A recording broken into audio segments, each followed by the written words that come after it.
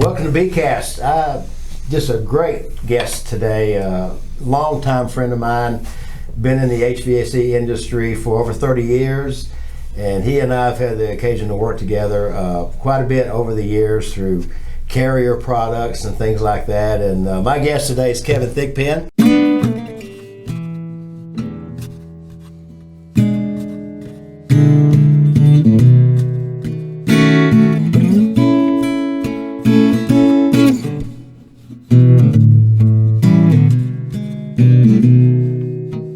First off, Kevin Thigpen with Mingledorffs. You're an FSR. Yes. That's your technical title. Field Service Representative. I call you FSE. You're a manager. Brian, you can call me anything you there want. There you go. It is just so great to have you, Kevin. And I'm just going to kind of start out like I normally do and just tell us what brought you into the air conditioning industry. What was it? Was it family? Was it you just went crazy one day and decided to get in, or what? Actually, I got in it because when I was in high school, I was going to take welding. It was full, so I couldn't get into it. So we thought, me and a good friend of mine, we thought we'd take a machine shop. Well, guess what? It was full. So we walked through the refrigeration course that day, and they was soldering. And we both looked at each other. Well, we've done this before. We can do this. Yeah. And that's how I got into doing heating and air. Wow, that is interesting. So I took a summer job, liked it, and finished school, and just been doing it since then. Right. And you're from the Florence area. Florence, yes. You grew up in that area, and that's where you began. Yes, Florence, Alabama. Mm-hmm. So that's how many years ago? Can you put a date on that? How long ago was that when you and your friend got in?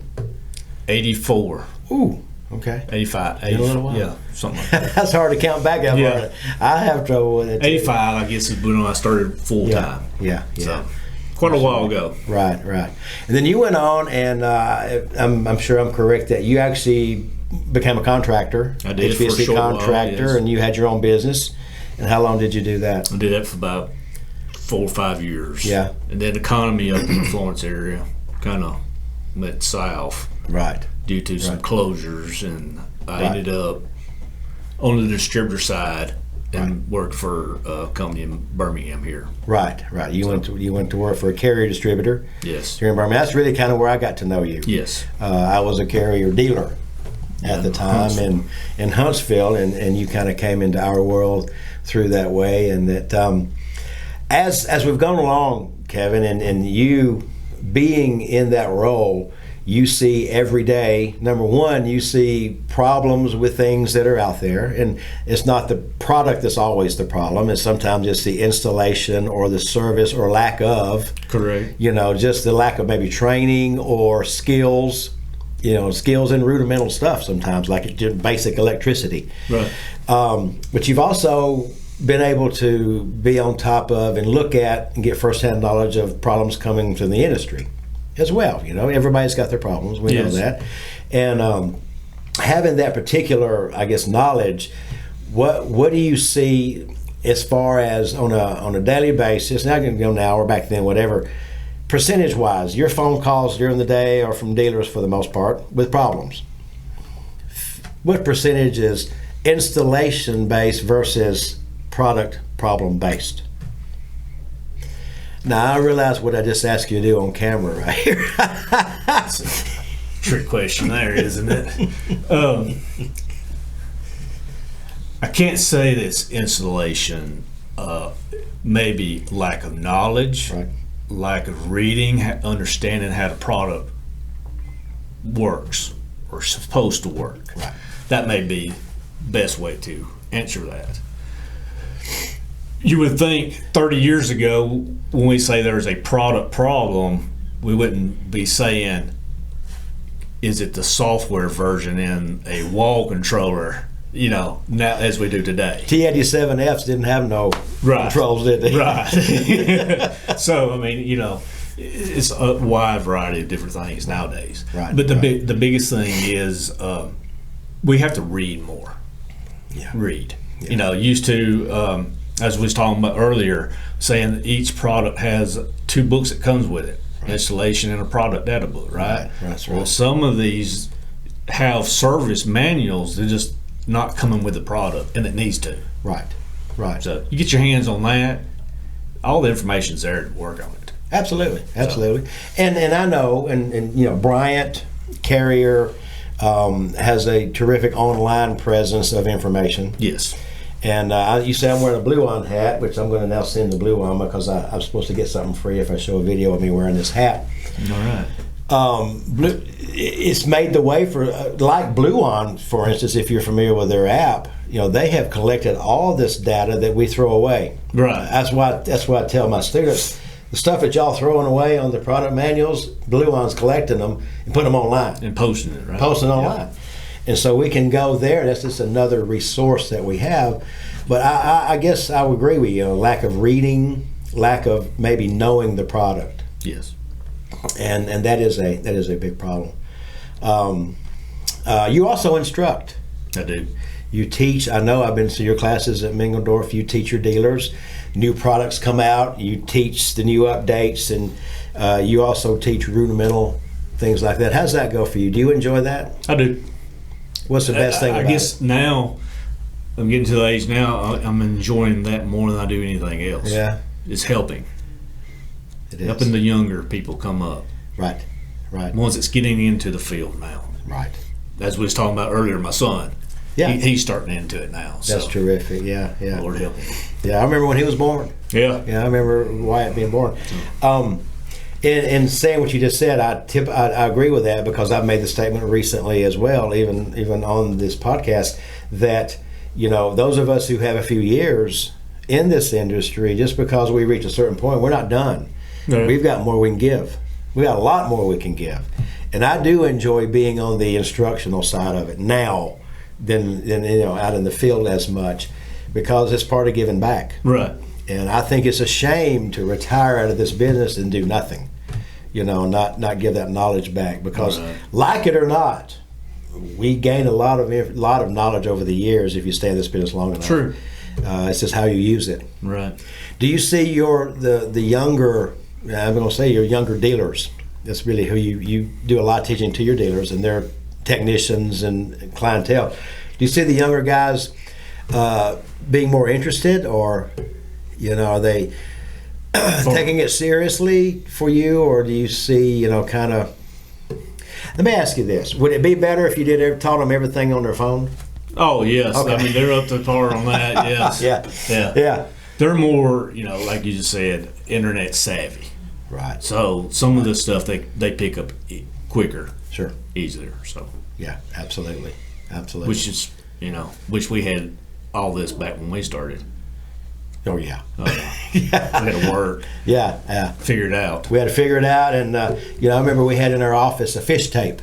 Fish tape? Okay, what's the model number of that? A 38Q what? Yeah. Okay, it's a fish tape. Oh, there it is. We couldn't print. We just had to look at it. And, Right. okay, look, here's what you got. Write it down and go. Remember it. Yeah, now everything is just so in our hands, you know, and I understand that. Do you see it as a challenge, as a negative or positive in some cases? As being so computer savvy now. I know that we're going computerized as far as, you know, we don't have a thermostat anymore. We have a user interface. Right. You know, and you have to become more. No, I think it's all savvy. beneficiary. I mean, because we're just revolving. We're changing.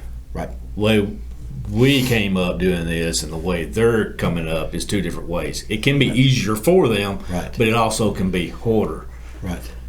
I didn't think 30 years ago that I was going to have to know anything about Wi-Fi. Okay. Yeah. You know, You know what it our was. biggest thing is, why is the contactor not pulling in? You know, why is the motor not running? Now we got to figure out, why is this app not working with this wall controller on the wall? Yeah. See, Yeah. So I remember calling you a few years ago, and the first thing out of your mouth to me was, "Well, which version of the software do you have in your UI?" I said, "UI, user interface." Which version is it? I don't know. You go touch the main screen. What does it say at the bottom? Right. Yeah. I do a lot of that more now. Yeah. You know, I remember the days when all we had to do was take a T87F and find the correct subbase. Yes. That matched that application. Right. Lord, we've come a long way. What do you see going forward, Kevin, just to try to sum some stuff up, as our greatest challenge in this industry in the next 5 years? Inverter technology. Ooh, baby, come on. Talk about it. I believe that's what everything will start going to. Yeah. Yeah. I mean, why not? Right. Sears ratings keep going up, and now we can match our loads. So as your load changes, you just get a certain range shuttle. Right. That's what I think. Mm-hmm. If one of these manufacturers would come out with I wouldn't say cheap, but a affordable heat recovery system for a home, then now I agree. we come full circle now. Exactly. So now you're talking about true zoning. Oh yeah. Whatever condition you want, room to room, you can do it at the same time. Mm-hmm. Mm-hmm. Who's going to do it first? That's right. You gonna bet on it? I don't know. You gonna throw some names out? No. I bet there's one. I bet there's one. Given that, inverter technology is here. It's great. Yep. We love it. We love it in the mini splits. We love the what it can offer us.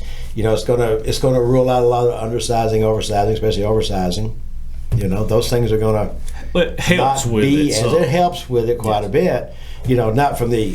Not so much from the energy standpoint, but from in our region, from the moisture, and the things like that. The ills of oversizing that we have to deal with in the southeast. But my gosh, they're just so efficient. It's unbelievable what the SEER ratings that we can get with inverters. And I think we'll see more and more of it. So yeah. We even discussed, we're here heavy in small package product. Right. What are they going to do with that? Right. Exactly. What happens then? Yeah. So it's an amazing world, and I know you have loved this. And you and I talk quite a bit. We do. We talk about all those times when we went, man, we'd do anything but this today. Mm-hmm. And then we still turn around and get up every morning and go to work. Enjoy it. We enjoy it every day. And so let me ask you this: I know that you live in the Florence area. Yeah, I do now. And you have a horse. Again. You have a horse farm. You raise horses still. I don't know how you have time to do all that. Probably because you're not a contractor. Yeah. You think we don't work that long hours? That's right. Sometimes I'm on the road before y'all even get up. I know you are. And you've just always done such a fantastic job at what you do, and you've been a terrific friend. So, what's your greatest challenges for the next 5 years? What's Kevin going to do in the next 5 years? Now, don't announce anything that Mingledorff might not like. I'm just going to continue to learn. You do. I mean, yeah, I'm no different than anybody else. Continue to learn and continue to teach people. In our industry, you learn or you die. Yes. Or you're left behind. You're left behind. Exactly. You're going to just take off boards and put contactors back in their place and hope they work. Right. Which we see a lot of that too. But I don't know. It just seems like a lot of the guys in this field sometimes they don't like change. Yeah. They don't.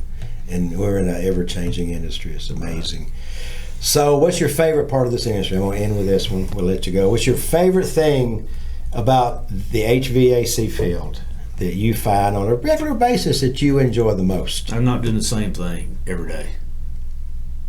I'm seeing different people every day, talking to different people every day. Right. I'm not doing the same thing. Yeah. I mean, I am, but I'm not. I mean, it's different types of problems. Right. So. Right. You're in the mobile office. I am. Your truck's your office. That's right. Just always rolling. Yep. And your territory, just remind us again real quick, you cover Nashville, Montgomery, down to Montgomery, which is a wide range. Yeah, but I really don't go too far past Clanton a whole lot anymore. Okay. We got some gentlemen that come up. Yeah. And then over. Right. So. Right. Okay. Well, that's terrific. Well, Kevin, thank you so much for sharing with us. Good to see you always, and I appreciate you coming over. You came over today and spoke to our class. I did. We have a 2-week class, and you're so gracious to do that, and we appreciate you very much. Anytime you want me to, I'll be more happy. Absolutely will. I'll do anything for you. Best wishes. I know you will, and keep me posted. All right. All right. Hey, thanks for your time. All right. Enjoyed it. Thanks. Hey, thanks for watching. What a great time that I had with Kevin yesterday, catching up with him. He's hard to get a hold of, and it's hard to nail him down. So he was in our facility here in Birmingham, and we had a great time. He spoke to our students and shared a lot with them. And I just always enjoy finding out what he's up to and learning from his knowledge. And believe me, he has taught me a lot, and I am privileged to be among his friends. So Kevin, thank you again. Thank you all for watching this edition of the BCast. We hope to see you again soon. Any comments, please let us know, and we'll be glad to respond. Again, thank you so much.